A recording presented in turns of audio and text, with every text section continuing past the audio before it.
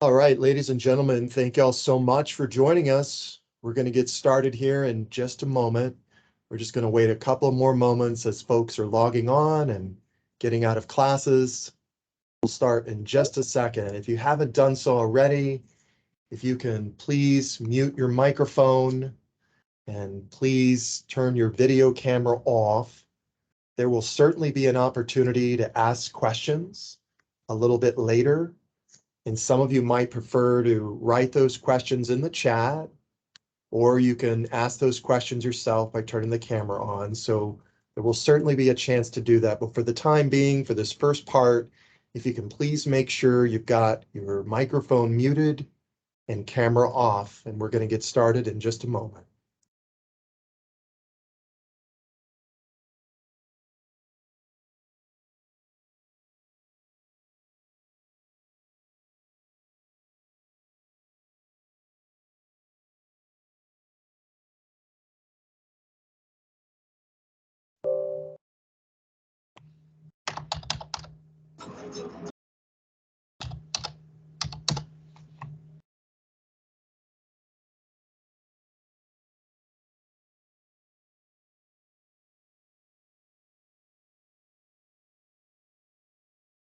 All right, ladies and gentlemen, I want to welcome you to Bridge to Brilliance. Some of you have joined us before, some of you are joining us for the first time. For those of you who don't know me, my name is Woodrow Wilson Wagner, and I'm the Director of Institution Programs here at the University of Houston, Victoria. And Bridge to Brilliance is so proud to have a fantastic speaker with us today. Some of you have got the chance to know her. If you haven't, hopefully once you meet her today, you're going to follow up with her and talk to her more. Her name is Miss Karissa Winters. And I'll tell you a little bit more about Miss Winters, a little bio, but I want to turn it over to your host of Bridge to Brilliance, Mr. Kyle Motal, who will tell you what we're going to be talking about today and where we're going to go with today's program. Kyle.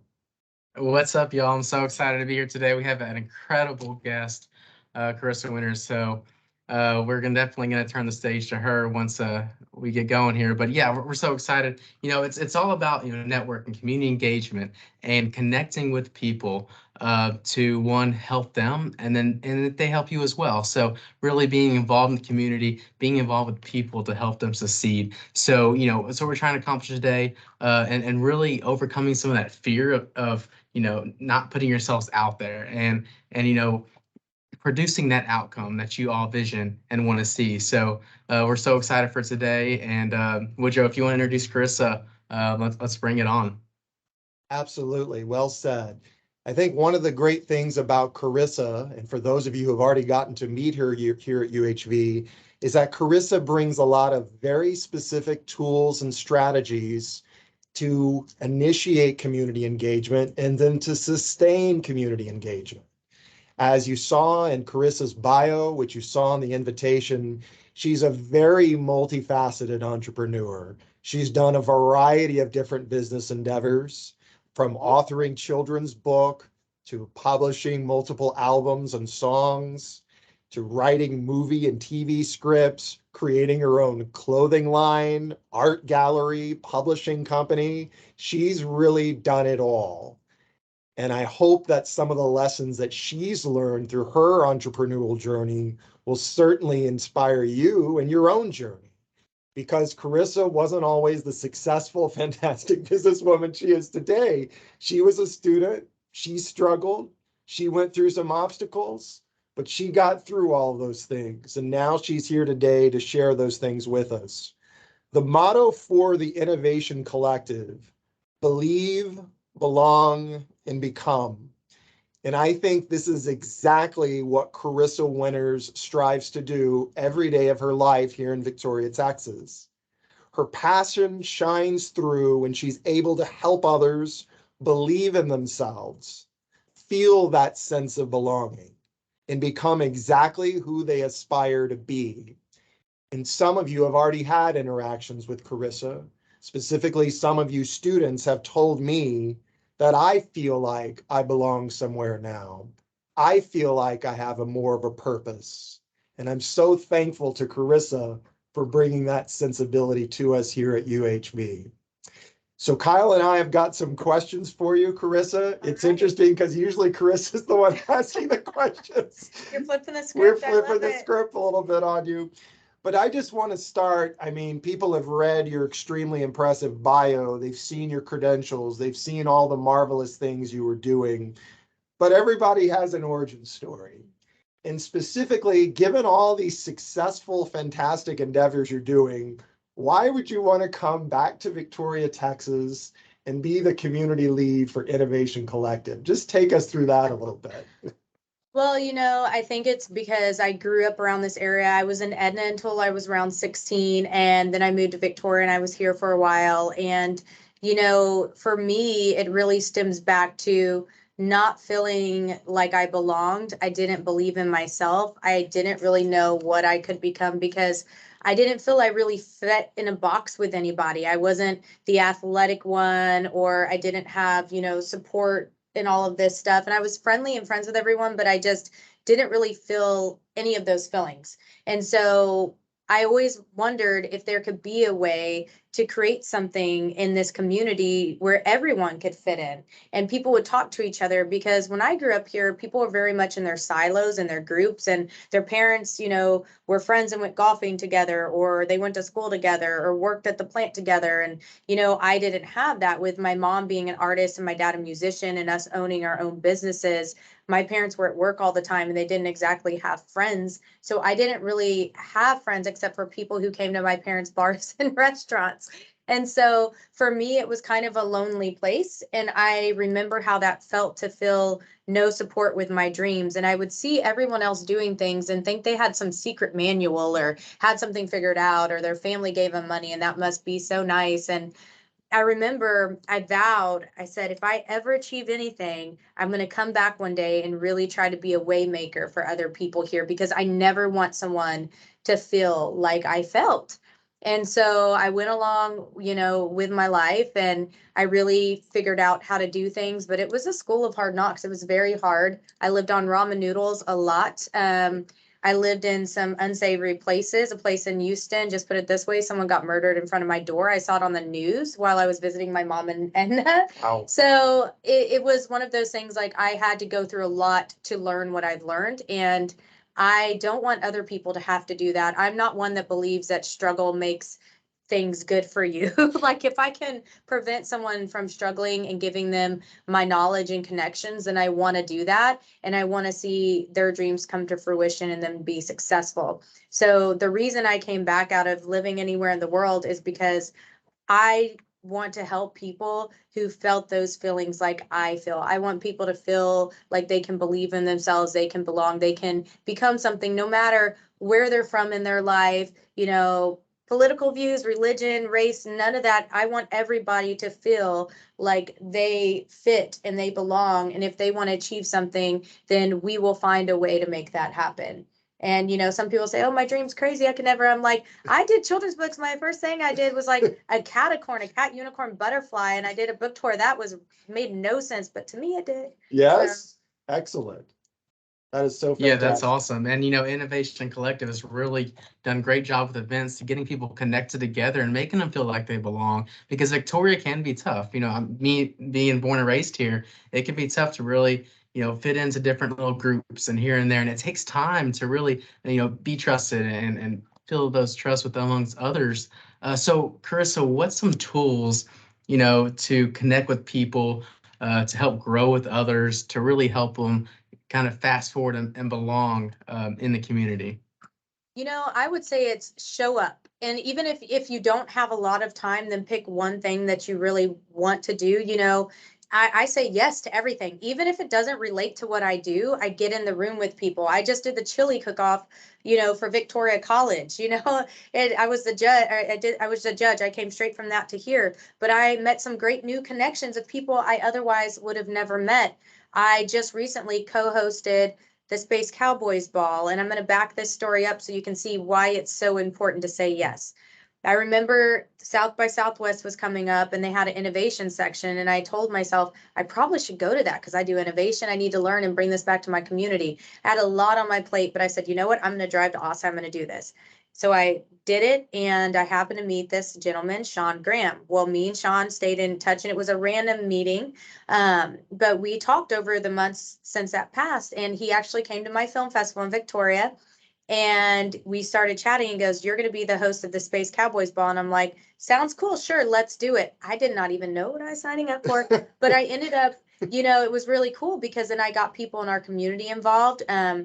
Dr. Chance Glenn ended up getting a huge award. This is like the Emmys for space. And then students came, and also members of the community. And I got to give an award to the top TV shows, as well as Gwen Shotwell, the vice president of SpaceX.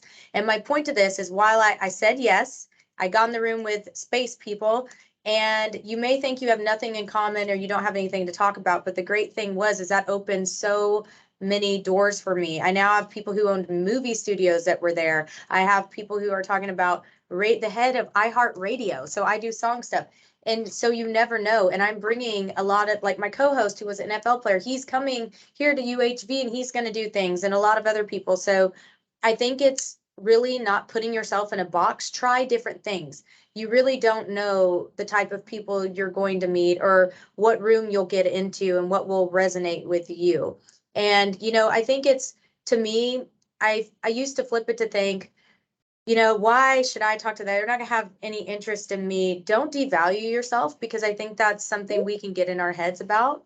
And I think also you've got to realize that we all bring something to the table. And I think whenever you're talking to people and getting in a room with people, it's really important to realize that people are just people. It doesn't matter if they're a CEO of a company, the president of the United States, or they work at Chick-fil-A. None of that matters. At the end of the day, we're all people, and we all yearn to connect with one another. And I think it's a lot of times when networking, it can be scary, or you get in your head about getting out there. And what really helped me with that is that I realized one day it's more scarier to not get out there. To not take an opportunity, to not get in the room. And so I think when you start realizing you do have value, because you never realize the one nugget of knowledge you may say to somebody that will change their life forever. And it just could be the one word they needed to hear, or the smile that you give them in a room that flips their whole day around or changes their whole life. So realize that you do bring value, and that you are important, and you do have something to say, and that it's more scary to not put yourself out there and then to just not go somewhere, because I know that's an issue that a lot of people have brought up to me. They feel like they don't belong in a room, they don't fit in. Don't you know most of us feel like that? We feel awkward, or we're like, did we get mustard on this? I don't know. Is my hair crazy? Most of us are insecure about something when we walk in a room. So just realize you're not alone. And, I make jokes about things too. And there's things that you can do to set yourself apart from other people, like come up with something weird about yourself and talk about, be like, oh man, like in the 8th grade, I did this thing, put this spray tan, and I was orange. It was crazy. Remember those days? If someone's my age, they did not have good tan stuff, you're orange. But like people, relate to a song from your era, or just make some reference and break the ice. And people like genuineness, people like realness, and they connect. Don't be fake. You don't have to make up this mythical thing that you are to make people like you. The realer you are, the more it's going to resonate with somebody. So well said. You used the word, and Kyle, you used it too, networking. And I think sometimes when students especially hear that word, they're like, networking. They kind of have a general idea of what that means. But when you talk about networking, I want you to do two things. First, define it. How do you define networking? And then secondly, speak to why it's important, especially for students who are very busy with their classes, who are very busy with their part-time and full-time jobs, who are very busy with their family obligations. They've got so many other things going on. But why do they need to still make that time for networking? So define networking. I would say networking is when you connect with people, right? It's like a spider web. And you have this whole web of people that connect. And why it's important is the more you make your web and build it out, the more you can travel through different people and different entities. And then that comes back to you, right? So it's this ongoing kind of framework that you build.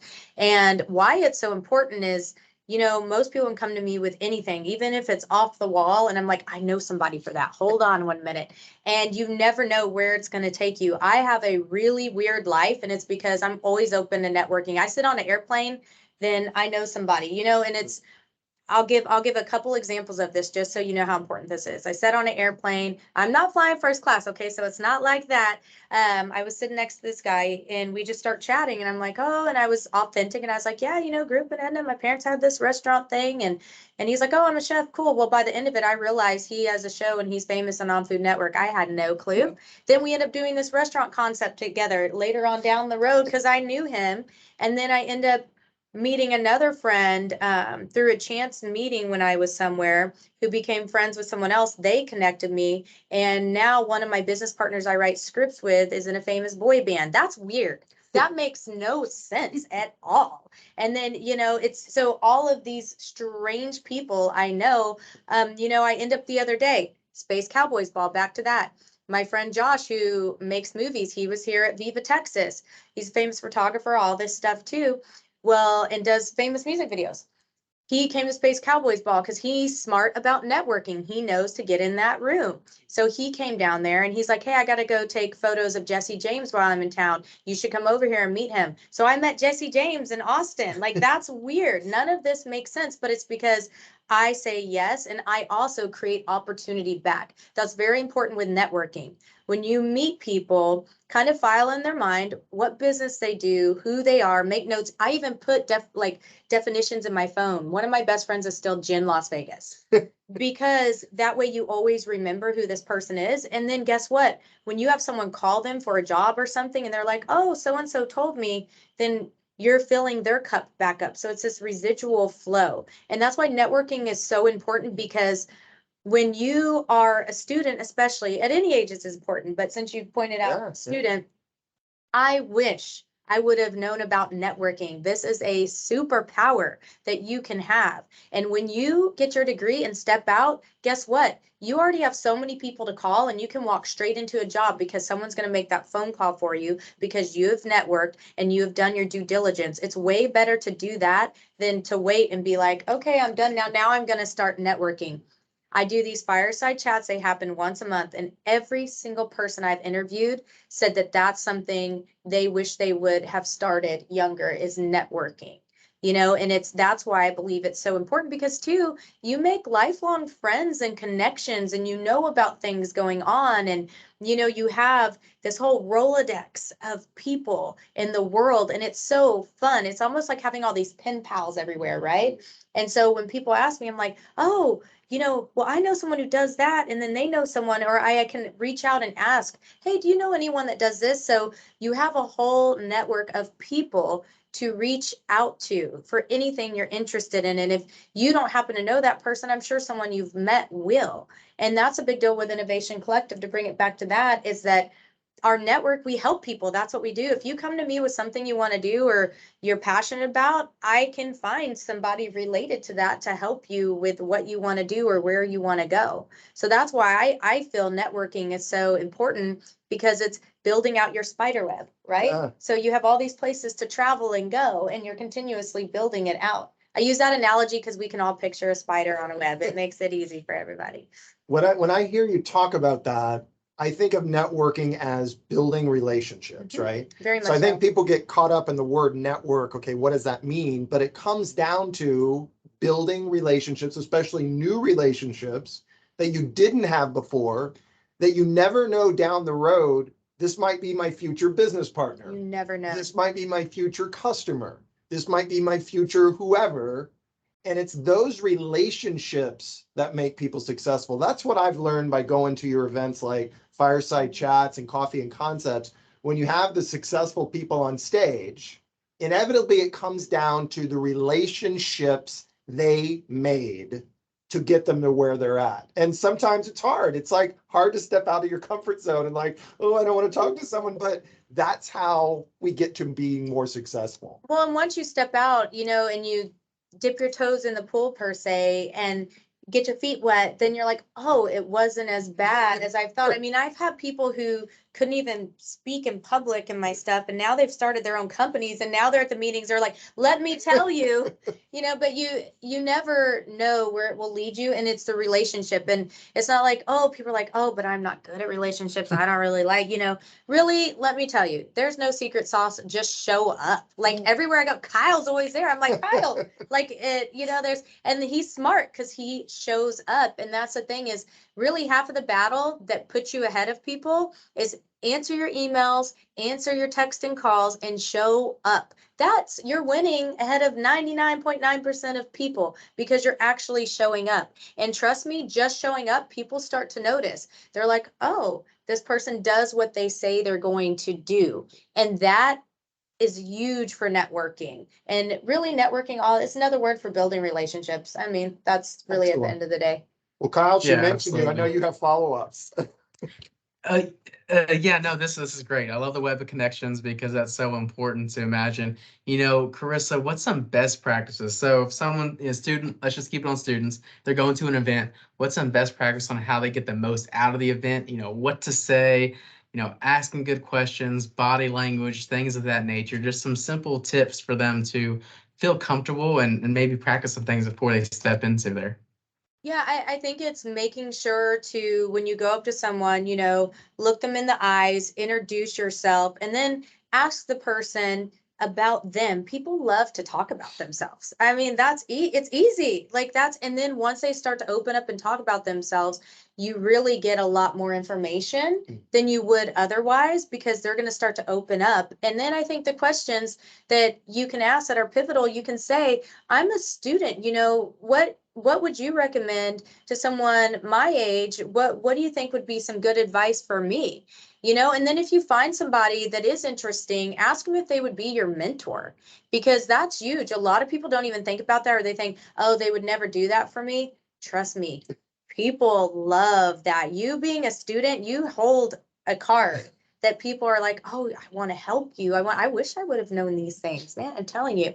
But I think that when you get in a room, even if you're not confident, if you stand up straight and you look at a person in the eye and you have a nice handshake and smile at that person, you are winning.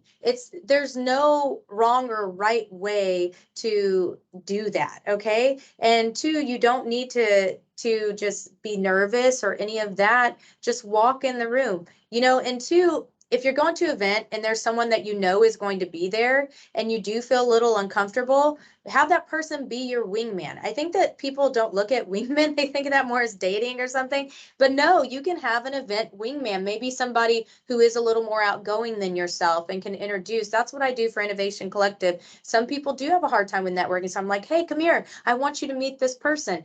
I had a student, for example, who didn't talk for like 6 events he went to. And finally, after the 6th event, now he's starting a company with another student and he talks all the time. But it took him a while, and just know that's okay too. If it takes you a while to warm up and getting in a room, that's okay. Don't put a lot of pressure on yourself. You're showing up, and that's more than most people are already doing. But I really do recommend, if it's hard for you to do that and you are very nervous, find someone who can go with you that maybe is good at introducing you, and then also practice it. I could look at, hi, I'm Karissa Winters. Nice to meet Hey, you. nice to meet you Yeah. too. And I know that probably sounds ridiculous, but it's not. It does help when you practice dialogue and just ask people about themselves and say, oh, that's interesting. Can you tell me more? And prompt them, because the more you learn about somebody, guess what? The more you're going to start connecting that spider web on how to connect with them better, to know about what they're interested in. So that way, the next time you see them, you can carry on that conversation. Then even go Google the person after and find out a little bit about them and be like, I was thinking about you, and I actually asked, and it's really interesting. I saw your company does this. If you take the time to learn about somebody that and show your due diligence, that means a lot to people, that you took the time to actually learn about them and what they're doing. And they don't forget that. It's always important, if someone has kids, oh, how is your son Bobby? Make key points and even make notes about it, because those personal little touches is what is going to set you apart, taking that time. So well said. I was thinking about the Innovation Collective theme or y'all's logo, believe, belong, become. And I think about how that relates to our students. Oftentimes as educators, and you've got a lot of faculty and a lot of staff on this call too, as educators, we're asked, what do our students want the most? What are they looking for the most, especially when they come to UHV? And for me, I think it really comes down to hope. They want some hope that all the things they're doing, all the money they're spending, all the sacrifices they're making, all of that, it's worth it. And that there is a life after college, after finals, after tests. They need some hope. So when I go to the Innovation Collective events and I see the students talking at the Coffee and Concepts or at the fireside chats, I see moments of hope. I see students who, like you said, are shy and maybe don't even want to talk to people, but then they start opening up and then they leave Innovation Collective and they follow up with you and you see them again. And I think you plant those little seeds of hope. Now, I know some people think that's hokey or corny or whatever else, but without hope, I don't think our students see a future. I don't think they see all the magical, wonderful things that can happen. So I was wondering if you could just talk about that a little bit and why you think you're so good at planting those seeds of hope, especially for students who are kind of hopeless sometimes. Because I was hopeless, I had it really hard. And I think I always go back to remembering that. And I think it's that I realized people don't have that secret playbook. I think that that's what a lot of times we think in our heads is everyone has it more figured out or everyone's doing better than us. And, especially with social media, you're like, everyone has yachts and planes and has their life together. Right.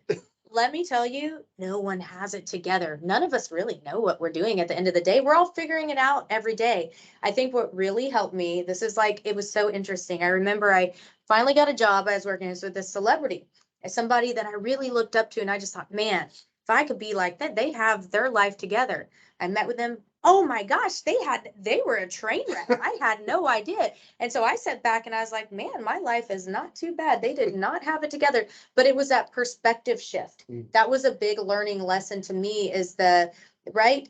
Comparing to others and feeling like you're never going to get ahead because it seems like everybody else is just getting ahead and these things are happening. So I think that was a huge lesson for me. And that's why I'm good at instilling hope, because I know what it feels like to be hopeless. I know what it feels like to have nobody. I know what it feels like to feel like you're drowning. And no matter what you're trying to do, it just seems like you move the ticker a little forward and then you fall back and 50 things fly. It's like one of those game shows. All these things are flying at you. And then it's like, oh, it's a fight. Oh, these things are happening. Oh, my tire broke on my car again. And now my job wants me to wear. And it feels like everything is coming down on you all the time, all of this pressure and stress. And so when you have someone that's like, reach for the stars, you're like, go. Yeah, and people used to speak and I'd be like, these people, they don't even know what I'm going through. They have no idea. So I think for me, I'm good at that because I do know what that feels like. And I'm a realist at the end of the day. That's why I tell people, I'm like, look, if you're dealing with something or you're going through something, like, let me know. And like, let's figure out how to navigate this or who I can connect you with. Because I think that that's what's really hard is that you have so much on your plate that like if any little bit of it tips, it's all going to fall over.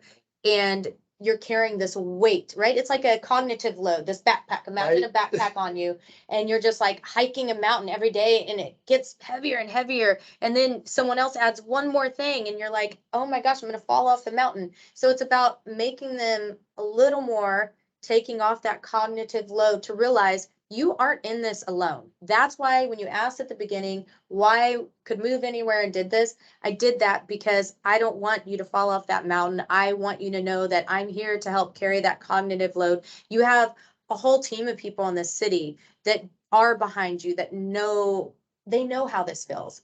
And I never want someone to feel alone because I was alone and it is horrible feeling. I never want someone to feel that way. So that's why I think I'm good in instilling hope, because if I can do what I've done, anyone can do it. I mean, I had no idea. Let me tell you, when I started doing my company's things I did, I just made it up on the fly. I had no idea what I was doing and I did it. And I wish I would have had the resources that I know of now Mm. and that I provide, as well as other people in this community provide, because it would have been a lot easier and a lot better. So I think it is kind of like that light at the tunnel.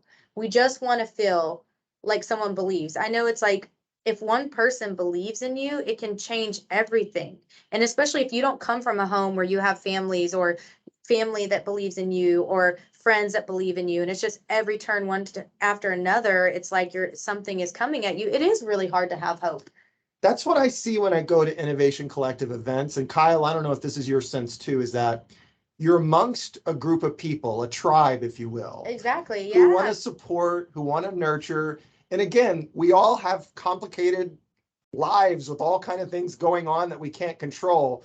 But for that 1 hour, that 2 hours, I can be with a tribe of people who want to nurture and affirm and help me. And like you said, I might leave there with a connection I didn't have before. Somebody who might want to help me start a business, a lawyer, a community leader, a government official, somebody that can help me figure out everything and then give you a little bit more hope afterwards. So that's what I think, is I know there's a lot of people on this call, Karissa, who haven't been to Innovation Collective events. They get the emails from me and they're like, okay, what's this all about? What's this all about? And I try to tell them, but I think it just kind of comes down to that hope and bringing that hope for people. Kyle, what are your thoughts on that? Yeah, absolutely. It's definitely a tribe and getting people together.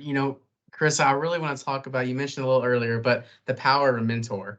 And you've seen it on both sides of the coin, and having that leadership from one person to help someone guide them through the trenches, to help them get them down to the road they want to go to. So I just kind of want you to touch on the power of mentor and really how incredible that is.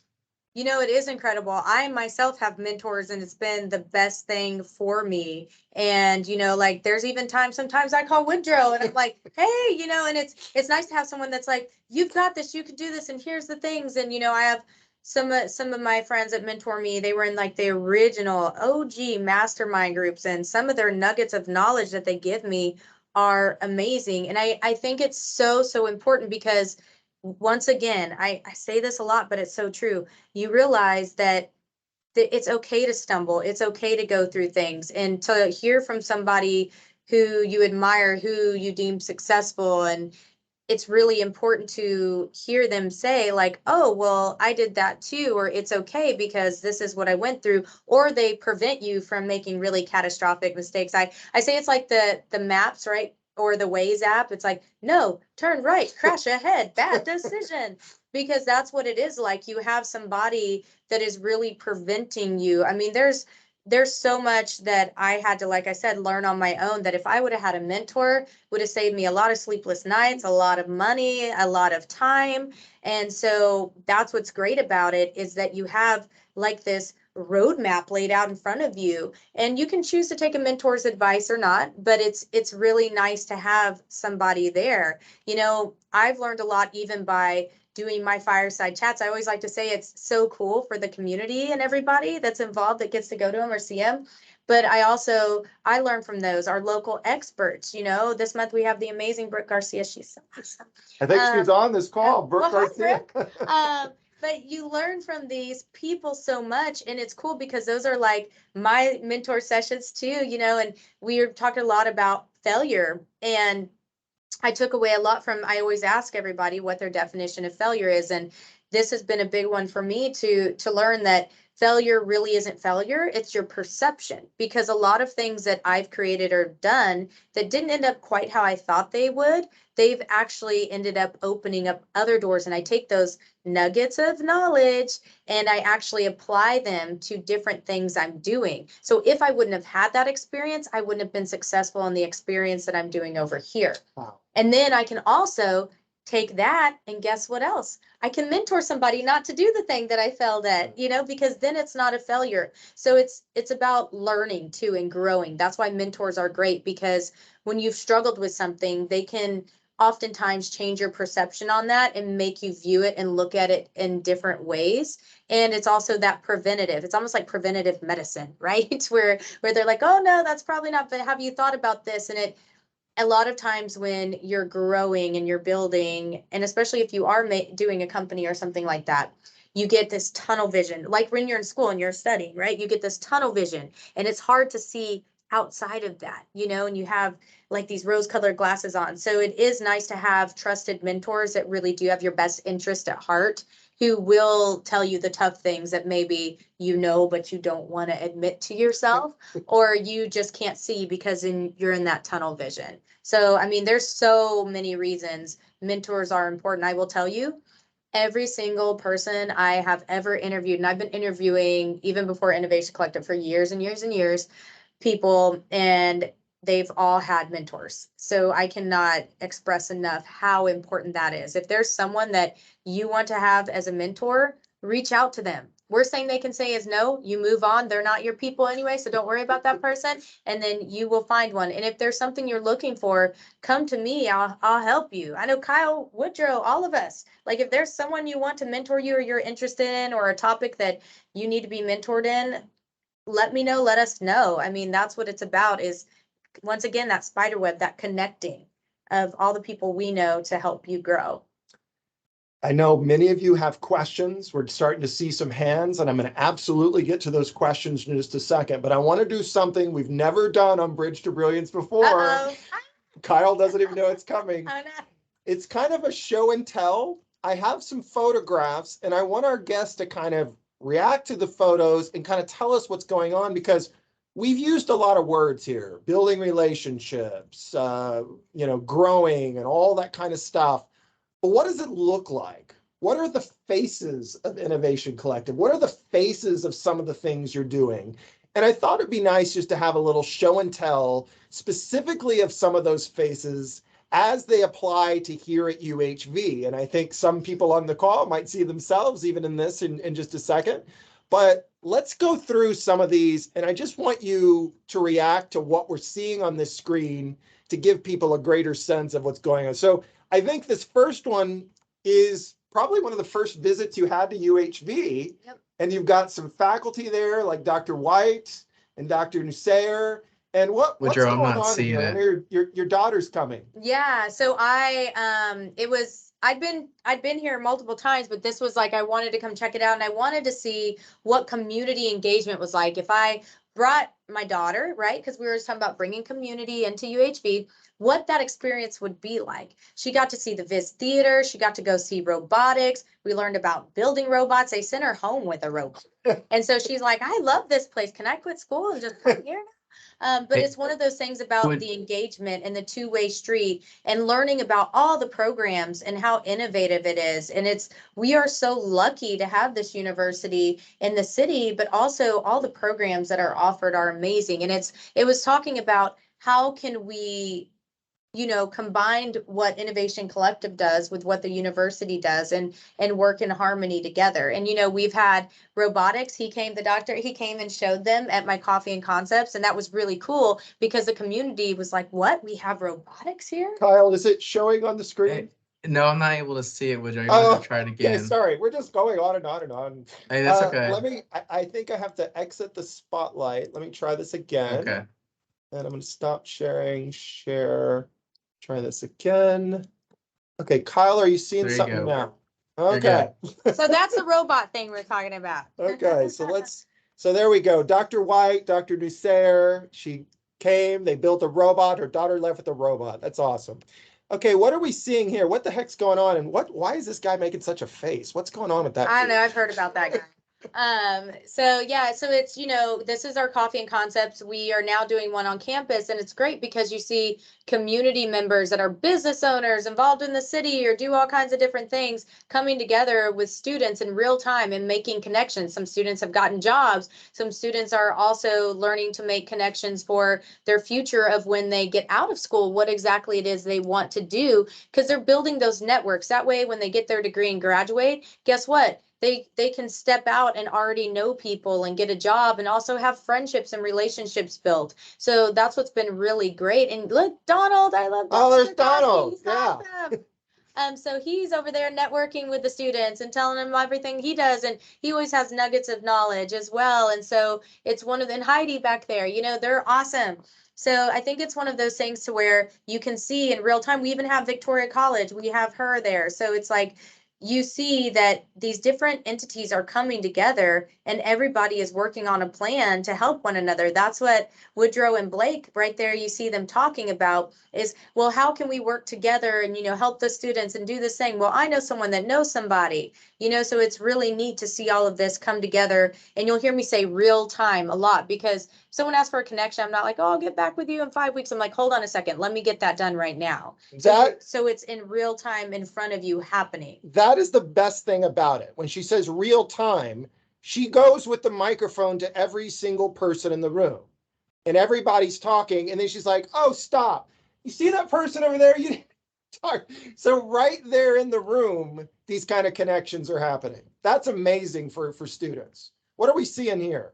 So right here, we see Janie Lack. She's actually talking to the owner of Springwood Pharmacy. And then we also have the owner of South Texas Ballet Academy. So you see that Janie Lack, she's amazing. She's one of the pillars in this community, talking to a new business owner, and then an existing business owner also is having conversation on how they can make things better, do things, the conversations that they had in Coffee and Concepts, how they can help and give back. And they've all done that.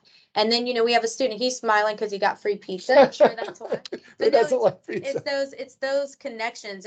And then you have right here, Omer, he's, exchange student. He's amazing. And he was actually talking about the innovation thing of chips in his country and what that looks like when you have a chip in your hand and you can actually open a door and different things. We talk about innovations going on in the world so that our community doesn't get left behind. Just because we're not the biggest city doesn't mean we can't be in, the innovative. We are doing really amazing things here.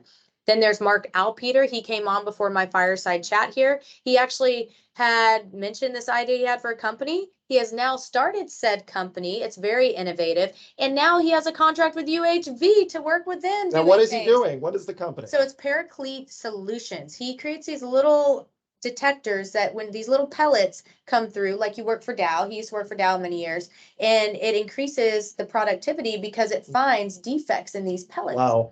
So, I mean, this is huge. He took something and created where he saw a problem. And so this is also creating opportunity for students in the university. And here, once again, you see students that came to connect, they got connections while they were there. And you see in this one, we have, all of these people there. JU, he's amazing too. He didn't talk for the longest time.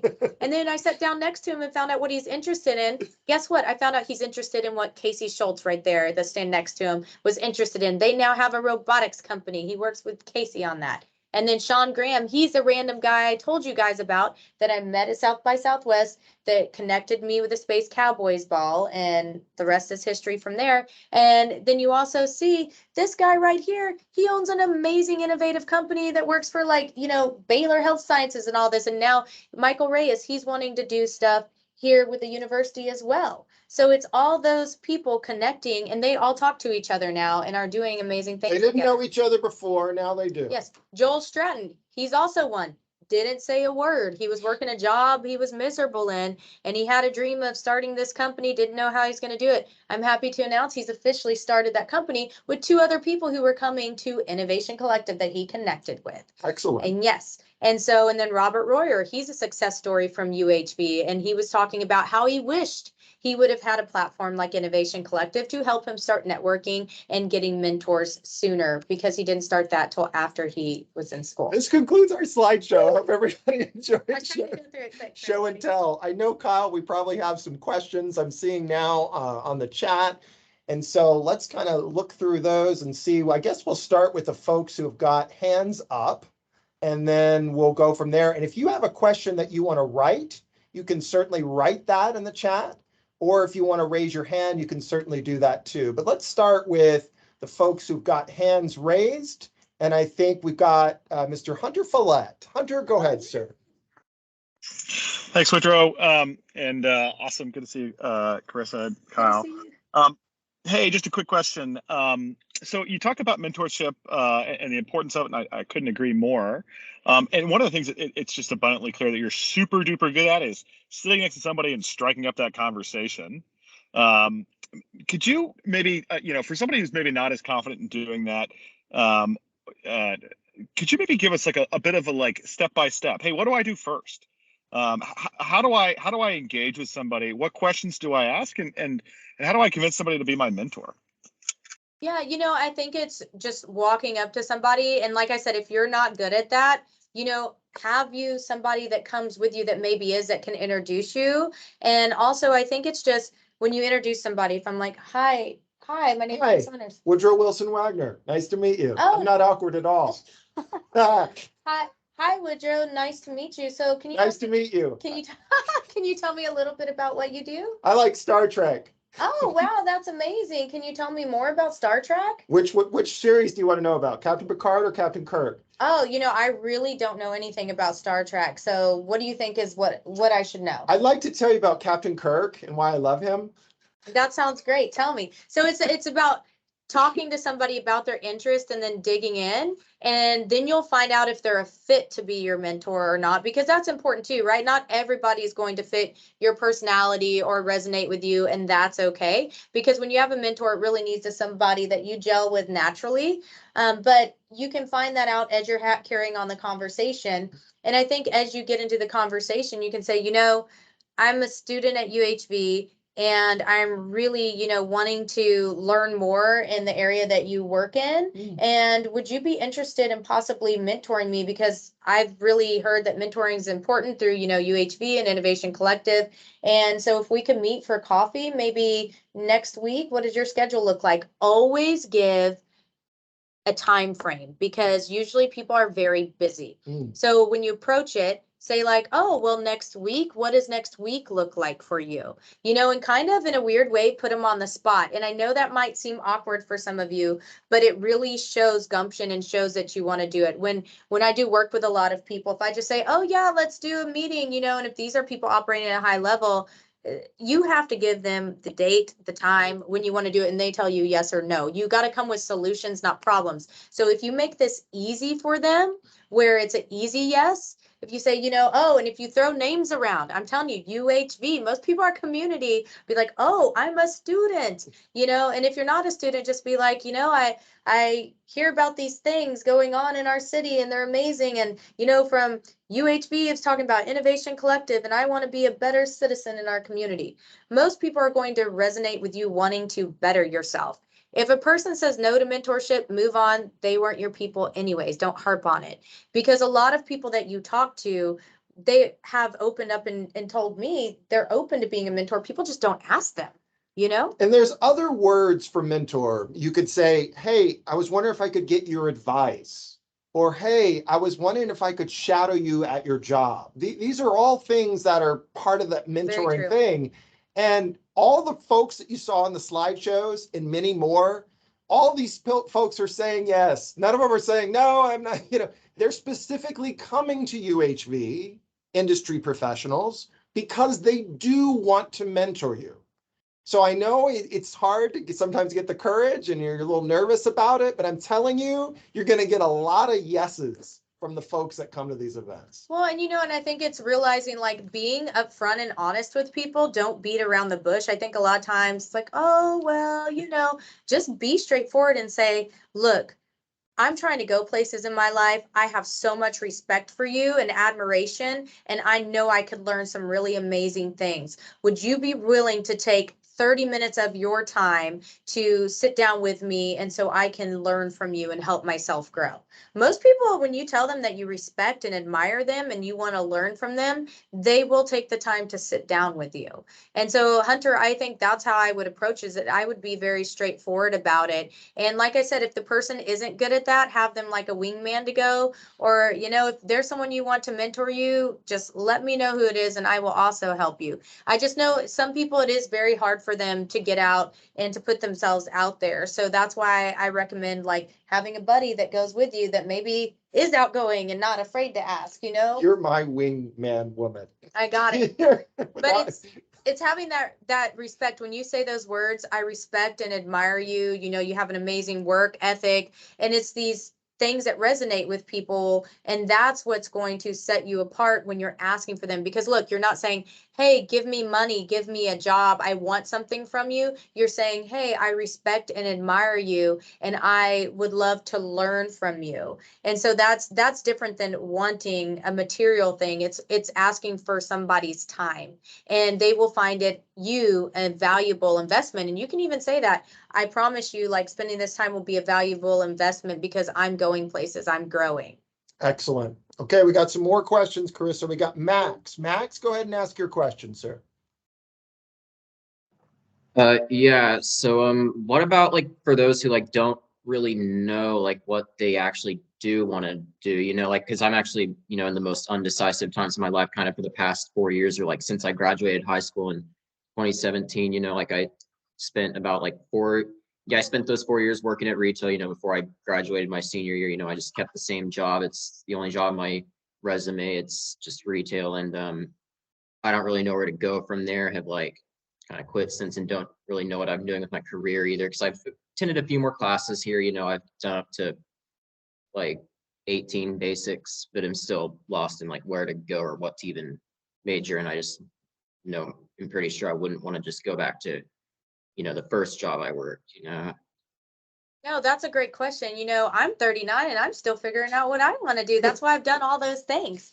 But I think there's no right or wrong way, right? You're finding yourself. And I think I give you credit and I applaud you seriously, because you're so self-actuated, because you're recognizing this. A lot of people don't recognize this till they're already way in it, 20 years, and they're like, I don't even like what I'm doing.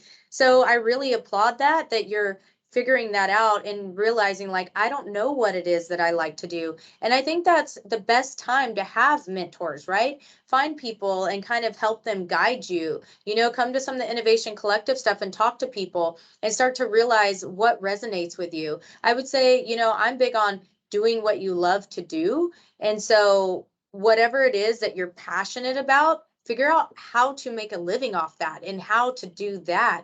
And then you create the world that you want. And so if you know what you don't want, then you know that's exactly like you said, you don't want to go back to your first job. So we know that you're not doing. So moving forward in your pathway, figure out what it is that you do want. What would make you happy, and what does that look like? I mean, I'm telling you, if you dream it, you can do it. And I'm not full of malarkey or whatever. Like, I literally did books about purple cats, and I had no money when I did that, and I made money. It was weird, but I found a pathway. I found mentors. And so I would love to pair you up with a couple different mentors. Make sure, send me his information. Absolutely. If that's okay with you. Yeah. And let's start figuring out what it is that you'd like to do. I think, Max, one of the great things is if you go to these events that I'm sending you all the emails for, right? You'll hear stories, you'll hear testimonials, you'll hear other people's journeys and paths. And if you have no clue of what your path is, sometimes hearing those stories and those journeys, then kind of a light bulb goes off where you're like, you know what? I wanted to try that. And then you follow up with that person, right? But you got to start somewhere. And as Karissa said, you have started somewhere. You came today, you asked a question when you didn't have to, right? And I think you are self-actuated. You want to kind of figure this stuff out. And maybe Innovation Collective can be a tool to help you realize that. And that's part of the reason I came back, is because younger me had no idea. I was just flailing in the wind. I didn't know. And it took me a lot of missteps and a lot of trials and tribulations. And that's why I figured out how to start a lot of these companies with $0, because I wanted to try things, but I didn't know quite what I wanted to do. And so now I want to give all that knowledge to everyone else as a gift, because I went through a lot to get it. But I also want to make sure you do find your way. I don't want you to, you know, be out in the wind not knowing. So I would love to like sit with you and talk to you about what kind of you don't like, and find you a mentor, and also figure out what resonates with you, what doesn't. Absolutely. But I think it's so cool that you asked a question and that you showed up today, and that, like I said, you're more self-aware than most people. And so that's really cool, and like, give yourself credit for that. So Max, please send me a private message on Teams or an email, and I'm going to be more than happy to give your contact information to Karissa so she can hook you up with some folks, and anybody else. Yes, please. For that matter, if you want to send me a private message, please do that. Okay, I know we're running out of time. I can just find the email. That's all. I was just also asking, you know, if I could get the contact, you know, if y'all could just send it to me, because so far, you know, I just haven't seen any contacts here yet. That's all. Absolutely. You bet, Max. And thank Thank you you. so much. Thank you. All right. Other questions? We have a few more minutes. Any other questions? Not seeing any. Hi, I have a question. Go ahead. Yeah. Okay.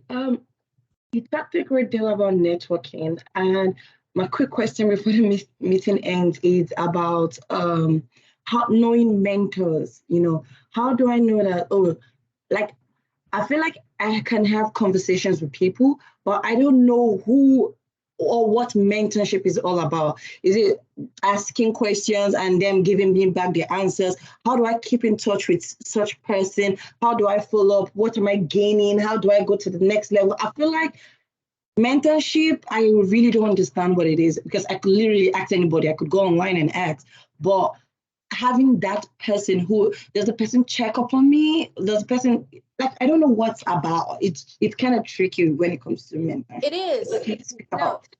you are exactly right. And it depends. I have different types of mentors, right? Like I have mentors that call and check on me. And then I have mentors that I call when an issue arises that I'm really trying to wrap my mind around and figure out how to attack this issue in the best way possible. That is kind of the smartest journey to go through that and move through that process. And so there's different type of mentors that you have different relationships with. And so I think it's when someone, and mentors, they don't have to be in the same field that you're in. You know, I have people in all kinds of walks of life. And I think with mentorship, it's somebody who's taking the time to listen and give you feedback on what you're going through or give you some kind of a direction. And like I said, it doesn't have to fit in one box. One of my best mentors is in a totally different industry than me, but they've been through a lot in business. And so they're really great at the knowledge that they have to apply it to me, and they have a different perspective because sometimes if someone's in the same industry, it's a little too close where they have that hyper focus. So it's good to have several different mentors. And mentor, you know, it's one of those things like some people have said their best mentor was their grandmother, you know, and so it's when somebody is taking the time to sit and listen and give you that unbiased advice, and they're actually taking the time to connect with you. And so you can seek out if there's somebody that you would like to have as a mentor. For example, somebody came in there like, you know, I really admire, you know, Tammy and David Murphy with Chick-fil-A, but I don't think they'd ever sit down with me and talk to me. I'd really like them to mentor me because the way that they do their business and, you know, all those things. And so I said, no, absolutely. So I called them. Guess what? They sat down and they talked to this person, and the person got from the first meeting what they were looking for. And the person knows they can reach back out to them, but it was just that little bit of knowledge for something they were going through. So they mentored that person through that issue or that process. So it doesn't have to be sustained. It doesn't have to be have some to. meeting you have again. It could be one and done, or it Yes. could be a second. So I think there's just a variety of different ways that could play out. It's kind of like friends, right? We get different things from different friends. Some friends we like to go out with. Some friends we like to watch movies and cook with. Some friends we like to just chat on the phone more with. You know, so that's how mentors. They're all it's different mentors that fit different kind of things. And then you can have like a best friend, right? Because they are all encompassing, usually like them and do all the things. So you can have that best friend mentor, the person who does check on you and call on you and you talk to more often. So it just depends on your relationship with the person and what you're looking for. And once again, if there is a type of mentor that you're looking for, and let me know, and I will dig into my repertoire of people I know and connect you. But that was a fantastic question because it can be tricky because you're like, what, this person that's going to do what? And it's somebody who has been through things in their life and achieved certain things, and they're going to give you, once again, those nuggets of knowledge to apply to your life so that you can learn from what they've been through. So hopefully you don't have to go through all of the hoops that they had to jump through.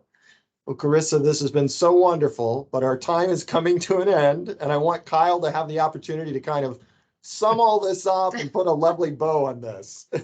Yes, this is awesome, Karissa. I mean, the nuggets you shared are incredible. I know everyone on here got a lot out of it, but you know, one thing to take away is show up. You know, that's one thing you mentioned. Right? It's just showing up, you know, being involved and just really soaking it in. And who knows, you could be a person who helps another one and be a mentor for someone else.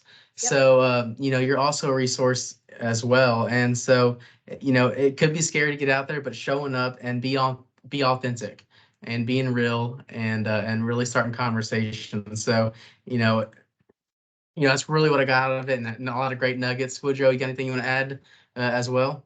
No, you're absolutely right. I loved, Kyle, the questions today, that people weren't They were great. afraid to ask questions. And I think, these are questions that a lot of people have on their minds, especially students. So I want to thank every single student out there, especially for coming. There's a lot of things you could be doing right now, but you spent this hour with us. Now, Karissa, if people want to follow up with you, what's the best way to get in touch with you? What's the best kind of contact for folks to get in touch with you? Yeah, so my email is generally the best. It's Karissa, Karissa at innovationcollective.co, not com.co, because if you send it to com, I'll never get it. But yeah, thank you for being here, everybody, and thank you for the questions. I think the biggest thing when we're talking about students or anyone, right? Realize that none of us have it completely figured out. Quit being so hard on yourself. Quit feeling like there is this timeline that if you don't achieve this, then it's all over for you. You can do anything at any age, any stage. I mean, the perfect example really quick of that is my son, and he did this himself. It's not because of what I do. He's 9, started his own mustard brand. And he said on stage, he goes, you can do stuff at any age. Then I had Diane Kleem. She didn't start law school till she was 40.